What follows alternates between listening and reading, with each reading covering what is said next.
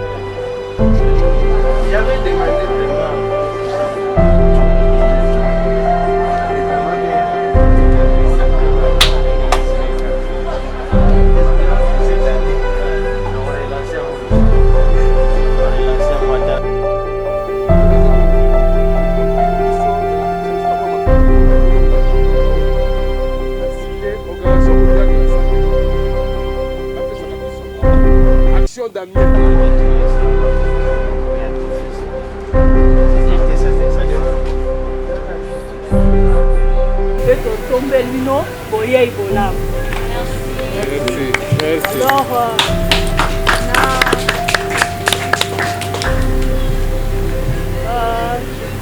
il y a un programme na biso ya lelo et les amis allez-y comprendre les un peu, on va se débrouiller quand même. Programme na biso les amis et on a la deuxième étape. Liboso, tokopesa maloba pa bakonzi, bayebisa biso eloko nini toye awa. Mais avant kobanda, lelo soki tosangani awa eza mpona te. Eza po tocélébrer 68e journée mondiale de la lèpre ya année 2021.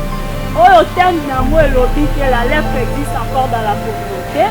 Je m'engage pour 0 cas de lèpre, 0 cas d'infimité, 0 cas de discrimination, honneur, décès.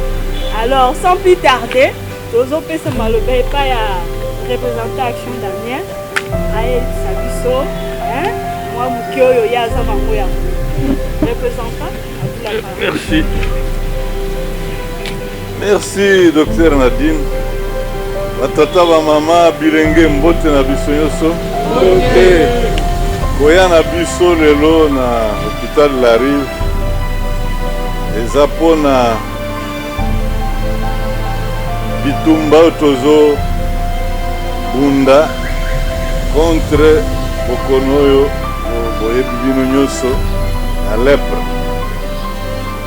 Bokono wana elingi esila kala mingi te ekosila mais eza nano na kati ya mabota na biso na kati ya communauté. C'est pourquoi il faut continuer à sensibiliser bandeko na biso to continuer ko sensibiliser ba voisins na biso po toyeba signe ya ebandeli ya bokono wana ebandaka ndenge nini, parce que il faut toyeba ke Organisation mondiale de la santé na ba organisation mosusu lokola ILEP na Action d'Amiens balobi il faut tozala lisusu na bokono wana te 0 cas de lèpre na bandako na biso na communauté na biso. Il faut 0 cas ya infirmité tolingi lisusu ba handicap te to ya en retard te tolingi lisusu discrimination te balobake oyo eza classe ya bana ya bato ya lepre oyo eza classe ya bamosusu te. Biso nyonso toza bana ya Zambe, bokono eza masumu te, eza nde infection tozwaki. Il faut to vivre ensemble, tosangana biso nyonso tosala effort po tosilisa bokono wana. Tolingi lisusu bana na biso be bakoko na biso bazwa bokono wana lisusu te. Toyokani nde yango lelo toyina directeur ya programme ya lèpre, directeur Dr Florent ya programme national de lutte contre la lèpre, na Dr Nadine azo représenter médecin coordonnateur ya province ya Kinshasa. Lelo eza mokolo tokutanaka. Alors comme boyebi monsieur Raoul Folero oyo akelaki mokolo oyo toza lelo. Alors abandaki ke moto oyo aza na maba aza motu lokola ngai yo nyonso biso nyonso toza ndenge moko. Donc makambo ya kokabolaki yango amonaki keno bato wana bazalaki na pembeni mingi faut bobimisa mokolo moko mpona mokili mobimba bandeko nyonso bakanisa quand même keno moto aza na maba aza motu ya kobwaka te, faut tosangana yango moni tradition wana et continuer jusque lelo. Donc 68e journée mondiale banda journée mondiale banda lelo 68e. Soki bo za makanisi malamu année passée tozalaki na mokonzi na biso ministre de la salle mosusu kuna ka pona kotala bino kopesa bino mbote po tokoki kolekisa mokolo yango boye te kwake makambo eza ebele na mboka toza na makoki mingi te e lisusu mpe mbala bino moko boyebi tokomisi kolata na bamasque maladi oyo ebimi et affecté vraiment biloko nyonso na baéconomie na banini badonateur baza lisusu na makanisi mingi te na mokili mobimba oyo baza koporte maladi wana.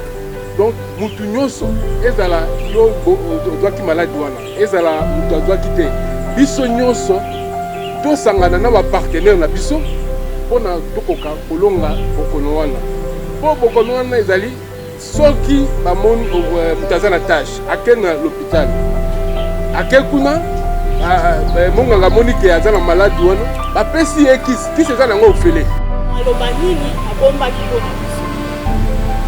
Merci beaucoup docteur.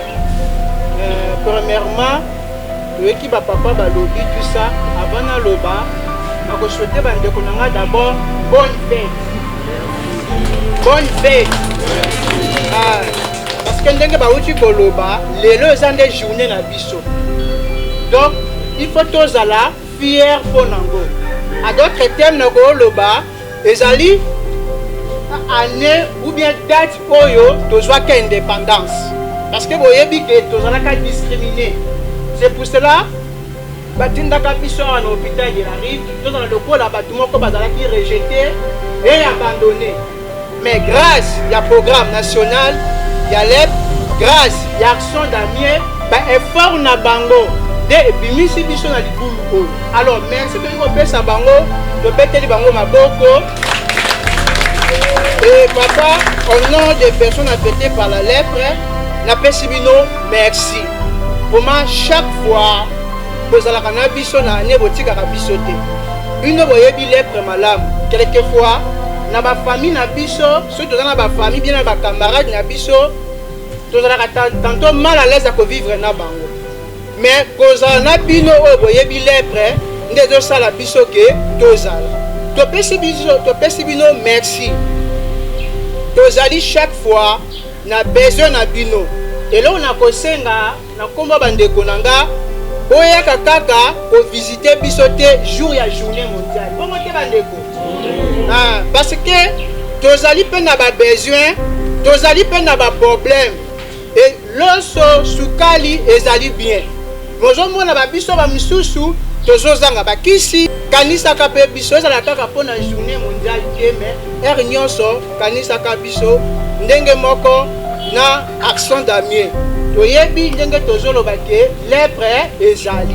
c'est vrai que lèpre ezali bandeko na ngai tozelaka kaka te baloso basukali bamungwa oyo accent damier azoyela biso mpe tokoki kosoutenir bango ezali kaka te bango bakosoutenir biso mpe tokosoutenir bango tokozala na litoi na bango na place oyo tozoyebisa bato ke ya solo ke lèpre ezali donc quel que soit biso quel que soit bango tosimbama mpo tokende liboso ndenge papa Pierre alobaki ke lèpre est possible donc ce n'est pas dit que soki tobeli lèpre nde tokomi bamandia ce n'est pas dit que soki tobeli lèpre nde tokomi bapauvre non ce n'est pas dit que lokola nabelaki lèpre loboko na ngai ekatani lokolo na ngai ekatani bien miso na nga nde nakosala lisusu eloko te non bato ya français baloba vaut mieux avoir une tête bien faite que d'avoir une tête bien pleine lokola mituna biso ezosala donc c'est-à-dire tokoki kosala quelque chose na vie tokanga maboko te tomimona ke toza pamba te toza bato minene lelo ezali oyo jour tozwaka indépendant mes chers amis totelema tosimba lèpre mpe tokokende liboso et en nom des personnes affectées par la lèpre napesi mama merci et napesi lisusu bapapa na biso merci.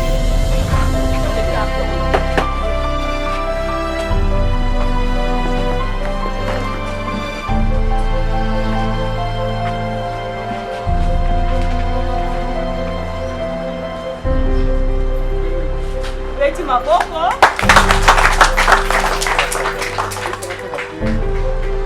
Excuse-moi.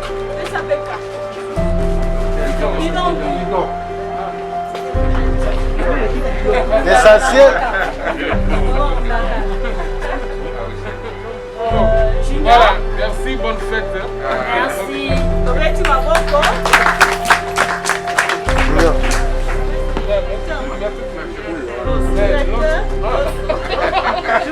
Le directeur, le titre symbolique, directeur en fait de chef.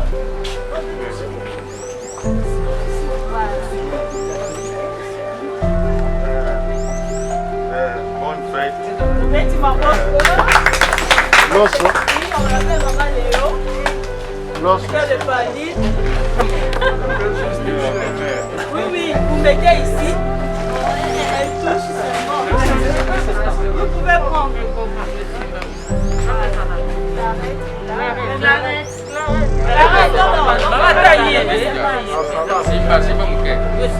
Dans les statistiques que nous avons atteint le seuil d'élimination de la lèpre.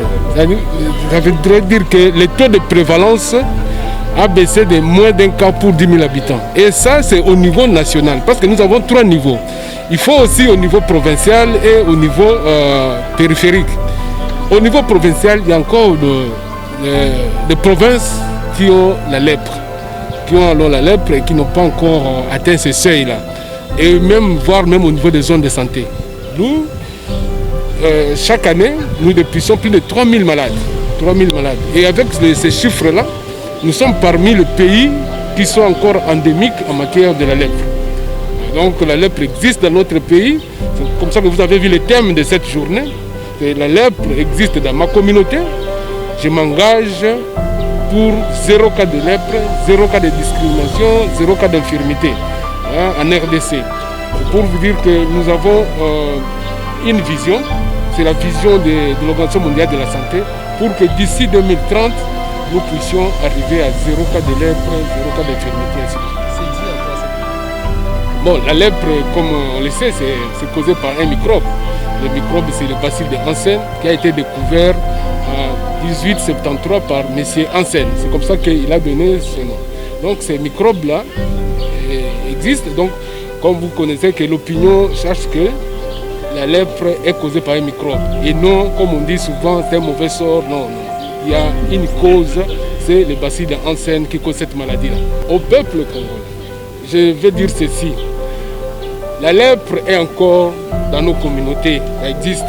Alors, le seul conseil que je donne est que si quelqu'un a une tache claire au niveau de la peau, que cette personne-là puisse aller au centre de santé pour se faire examiner.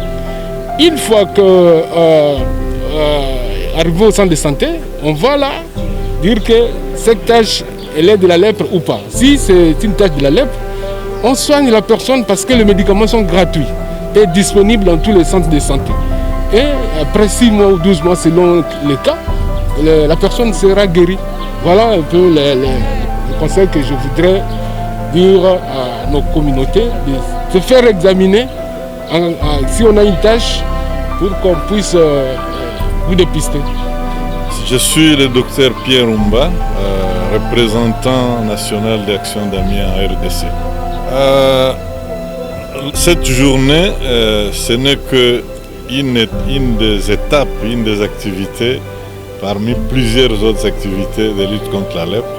Donc c'est une activité que nous utilisons comme point de lancement des activités de toutes les années, et de toute l'année plutôt.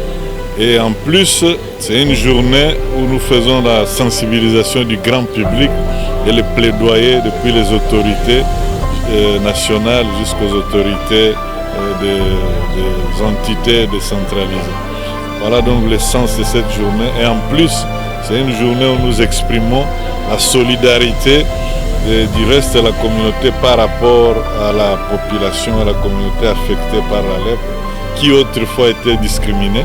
Donc c'est un effort que nous conjuguons pour que nous puissions être ensemble avec, partager nos peines, nos joies et tout l'espoir qu'il y a à vaincre cette maladie. La maladie est combattue sur base de stratégies internationales que le programme national d'élimination de la lèpre a adopté, notamment la stratégie de réduction du fardeau de la lèpre de l'OMS qui vise la réduction ou l'élimination de la lèpre, c'est-à-dire on ne veut plus avoir un seul cas de lèpre et on ne veut pas que les malades viennent en retard au dépistage, c'est-à-dire pas d'infirmité.